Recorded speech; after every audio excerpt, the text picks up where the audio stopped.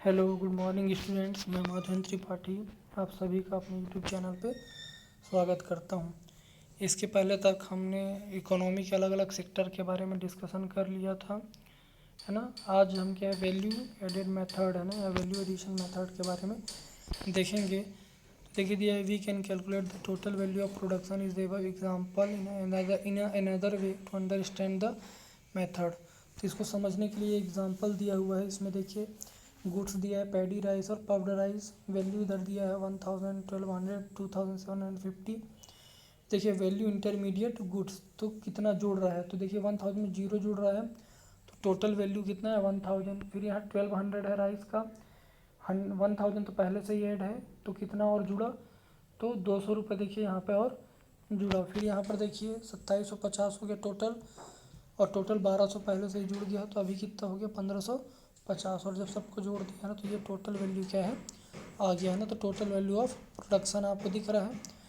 देखिए नीचे वही लिखा है, in this table the value is added at each stages. In the first stage the value added to paddy is rate 1000 since the farmer owns the seeds and does not have to buy them. In the second stage the rice mill paid 1000। तो क्या बोल रहे हैं ना कि farmer ने अपना seed लगा करके इसको क्या किया 1000 बेचा। सेकंड स्टेज में राइस मिल का जो दुकानदार था उसने 1000 में पैडी खरीदा, and sold the rice from rice for rate 1200।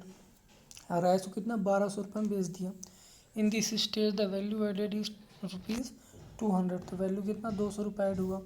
In the third stage the shopkeeper bought the rice for rupees 1200 and sold the puffed rice for 2750, है ना। तो फिर क्या हुआ 1200 रुपये का राइस क्या है ना, उसने क्या है बेचा, और पफ्ड राइस जो था उसमें कितने में हो गया वो 2750 रुपये का हो गया, है ना।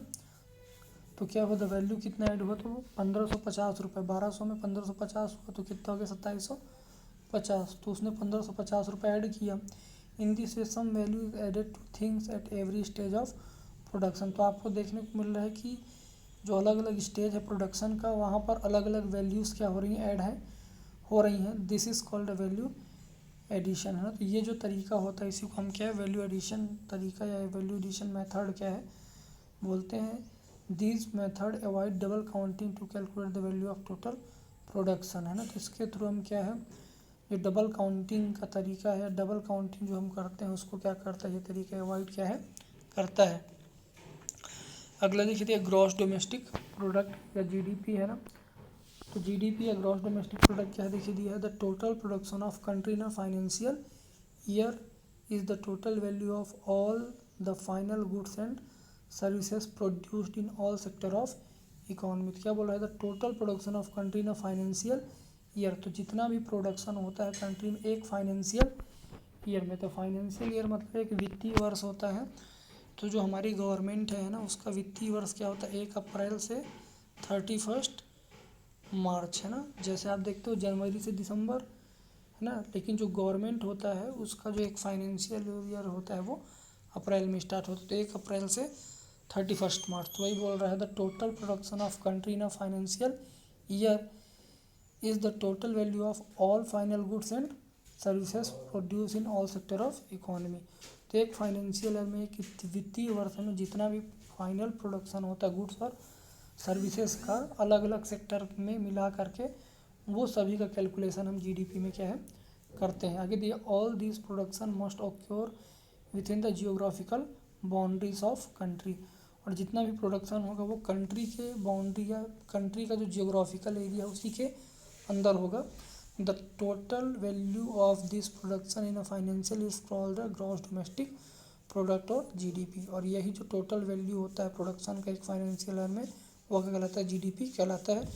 Domestic means the production take place within a country. तो जो डोमेस्टिक वर्ड का यूज़ कर रहा है उसका मतलब ये है कि अपने कंट्री में ही जो प्रोडक्शन हो रहा है। इसीलिए ऊपर में आपको देखिए लिख रहा होगा कि जियोग्राफिकल बाउंड्री, मतलब यदि इंडिया का ये एरिया है तो इंडिया के एरिया के अंदर में जितना प्रोडक्शन हो रहा है उसी को जीडीपी में कैलकुलेट क्या है किया जाएगा, है ना। तो डोमेस्टिक का मतलब ही वही लास्ट लाइन में आपको बता रहा है कि production take place within the कर दी, तो कंट्री के अंदर है ना जितना भी प्रोडक्शन होगा उसी को सिर्फ इसमें काउंट क्या है किया जाएगा।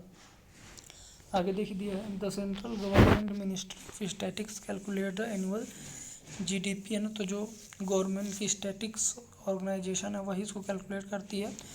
The ministry seek the support of different central state government department to calculate the total quantity of final goods. तो ये जो कंपनी है या ये जो स्टैटिक्स ऑर्गेनाइजेशन है वो अलग अलग गवर्नमेंट का, स्टेट गवर्नमेंट हो गई या सेंट्रल गवर्नमेंट हो गई, इन सभी का सपोर्ट लेकर के क्या करती है, जो फाइनल गुड्स है और जो सर्विसेज उसको प्रोड्यूस करके उसको काउंटिंग क्या है करती। It determine the market value of production to estimate the country's GDP है ना, और प्रोडक्ट के मार्केट वैल्यू को कैलकुलेट करके है ना जीडीपी का ये क्या करते हैं, कैलकुलेशन क्या है करते हैं। आगे देखिए, ये एक आपको डायग्राम दिख रहा होगा जिसमें देखिए छत्तीसगढ़ के बारे में बताया है कि 2004-05 में देखिए 10,519 एग्रीकल्चर और उसके जो से और अलग अलग सेक्टर उसको मिला करके, और इसका जो टोटल जीडीपी में योगदान था, कंट्रीब्यूशन था, वो कितना था 22%, इंडस्ट्री का 44%, सर्विस का 34%। इधर डायग्राम दिया और ये निकालने के लिए बोला है कि आप परसेंट इसका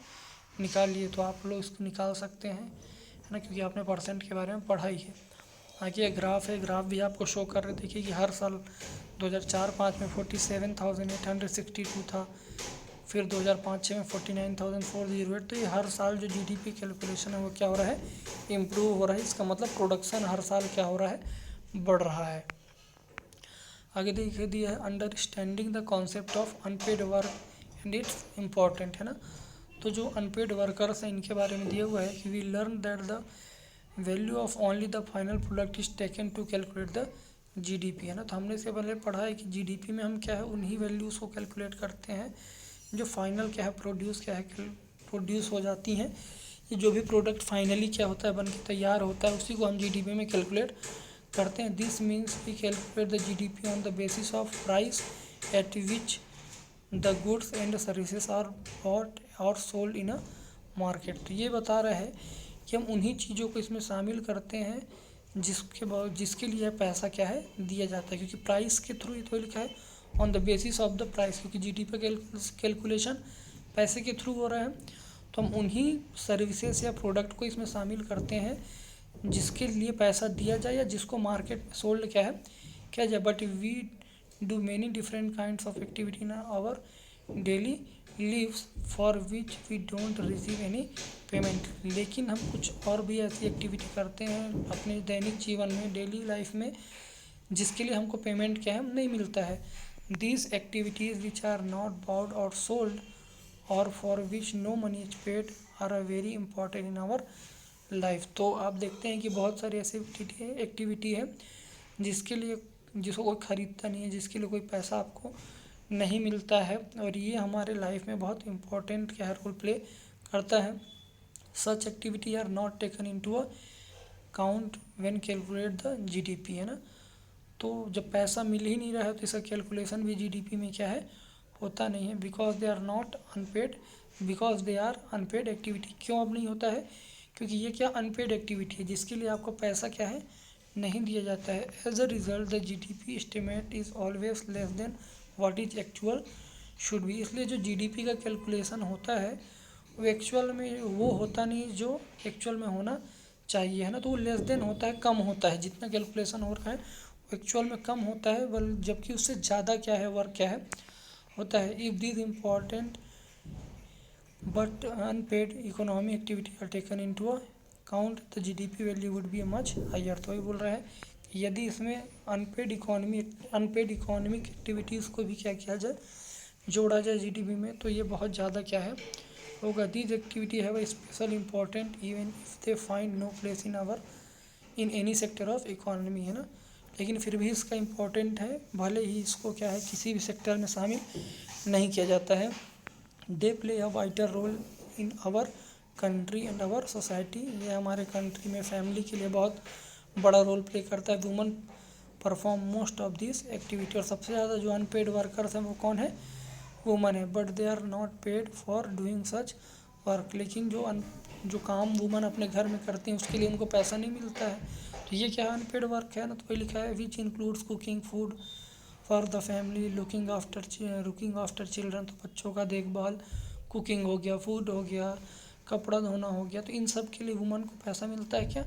नहीं मिलता है। तो ये एक तरीका क्या, अनपेड वर्क। जैसे आप अपने घर में ही हैं, यदि आपको बोला जाए कि ना आप जाइए आटा पिसवाइए, कोई सामान लेकर के, तो इसके लिए आपको पैसा मिलता है क्या? नहीं मिलता है। तो ये सब क्या है, अनपेड तरीके का क्या है, वर्क, जिसमें काम तो होता है लेकिन काम के लिए पैसा नहीं मिलता है ना। आगे देखिए, आपको दिख रहा होगा महिला है, इसका पूरा है ना चार्ट बना हुआ है कि ये क्या क्या वर्क क्या है करती है ना। आगे दिया है, there is a way to access such unpaid activity, they can be assist on the basis of the time spend in performing them, some woman are engage in economic activity along with their household chores. तो बोल रहा है कि इस तरीके से है ना हम क्या कर सकते हैं, जो अनपेड एक्टिविटीज़ हैं उसको क्या है बता सकते हैं। इसके अलावा बहुत सारी ऐसी वुमन हैं जो इकोनॉमिक एक्टिविटी में भी क्या है एक्टिव है, और घर के कामों को भी वो क्या है करती हैं। For example figure 15.10 shows the daily work chart of woman.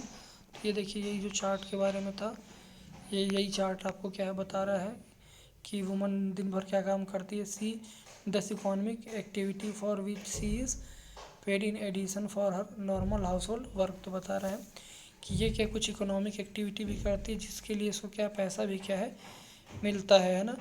इसके अलावा अपने घर का भी काम क्या है करती। तो देखिए यहाँ पर है ना आपको दिख रहा होगा, work in other people house, cleaning अनटिलनेस, cooking meals, cleaning house. तो ये बाहर वर्क कर, इसके लिए इसको क्या मिल रहा है, पैसा भी क्या है मिल रहा है। तो वही बता रहा है कि ये क्या है अपने घर के अलावा बाहर का भी वर्क क्या है करती है। आगे दिया है, for which she receive no, आगे दिया है इन एडिशन और her personal normal household work for which she receive no money, और इसके अलावा घर का काम करती है जिसके लिए पैसा इसको नहीं मिलता। Woman do many other kind of work there are not included in their work chart. इसके अलावा वुमन बहुत सारे ऐसे वर्क भी करती हैं जिनको इस वर्क चार्ट में नहीं शामिल किया गया है, like cleaning and storing grain, beautifying their home, entertaining guests, taking care of aged and aging member of the family, daily grocery shopping, looking after domestic animal, helping children with homework। ऐसे बहुत सारे work हैं जिसको woman करती हैं, but उसको क्या है ना हम वर्क के तौर पे नहीं देखते हैं। आगे तो the daily routine of people can be divided into 3 kinds of activity. जो लोग हैं उनको रूटीन के हिसाब से 3 तरीके की एक्टिविटी में हम क्या कर सकते हैं, डिवाइड कर सकते हैं। पहला पेड वर्क, अनपेड वर्क और नॉन वर्क की एक्टिविटी है ना। पेड मतलब ऐसा वर्क जिसके लिए लोगों को पैसा दिया जाता है, अनपेड वर्क ऐसा वर्क जिसके लिए लोगों को पैसा नहीं मिलता। नॉन वर्किंग एक्टिविटी मतलब जिसमें आप बैठे हुए हैं ना, जैसे लाइक इसमें दी है like watching TV, chatting, resting etcetera. The Central Statistics Organisation CSO conduct a survey in 6 states in 1998-99 to find out how much time is spent in different activities. The table below show the percent of their time men and women in a rural area spend in doing the 3 kinds of activity listed below. तो the CSO है central Statistics organisation, इसने एक सर्वे किया और उसमें देखिए क्या बता रहा है कि देखिए रूरल एरिया में पेड वर्कर्स कितने, मैन में 25, वुमन में 20, अनपेड में मैन कितने हैं 2% और महिलाएं 14%, नॉन वर्किंग में 73 और वुमन कितने 66। तो आपको दिख रहा होगा कि अनपेड वर्कर्स में है ना क्या वुमन का परसेंट कितना है 14%। बहुत ज़्यादा वुमन है जो अनपेड वर्क क्या है करती हैं ना। आगे देखिए एक पाई चार्ट दिया, पाई चार्ट भी वही बता रहा है। देखिए कि पेड वर्कर्स कितने हैं, देखिए मैन में कितना दे रहा है आपको 73 दे रहा है, अनपेड में 2% आपको दिख रहा होगा यहाँ पर मैन में है ना। ये देखिए आप लोग है ना, मैन में देखिए 2% सिर्फ है ना, लेकिन वुमन में देखिए ये बड़ा है, लेकिन सब परसेंट यहाँ पर शो नहीं किया है, बट एरिया बहुत बड़ा आपको दिख रहा होगा। तो ये बता रहा है कि बहुत सारी वुमन है जो अनपेड वर्क क्या है करती हैं। देखिए दिया है the pie chart clearly show the woman spend more time doing unpaid work which is not included in GDP calculation. तो ये बता रही है बहुत सारी ऐसी वुमन है जो अनपेड वर्क करती हैं लेकिन इसका GDP में कैलकुलेशन हम नहीं करती। It is necessary to understand this activity and include them in GDP है ना, और हमको इन एक्टिविटी को देखना चाहिए और इसको GDP में शामिल करना चाहिए। Many countries are trying to do this we need to create awareness and sensitivity towards such work in our society. तो बहुत सारी कंट्रीज़ में कोशिश कर रही हैं कि इसको शामिल किया जाए, और हमको सेंसिटिव होना चाहिए कि ये जो वर्क कर रहे हैं ये भी हमारे लिए ही क्या वर्क कर रहे हैं, उसको हमको अलग लेवल में नहीं देखना चाहिए, है ना। तो इस तरीके से आपका ये 15 यूनिट इकोनॉमिक्स का पहला चैप्टर जो है वो कंप्लीट हो गया है। इसके कुछ प्रैक्टिस क्वेश्चन है जो मैं आपको दूंगा, उसको आप लोग बताएंगे कि वो क्या होता है, और फिर क्वेश्चन आंसर तो जब स्कूल खुलेगा तो उस समय ही होगा, है ना। Thank you everyone.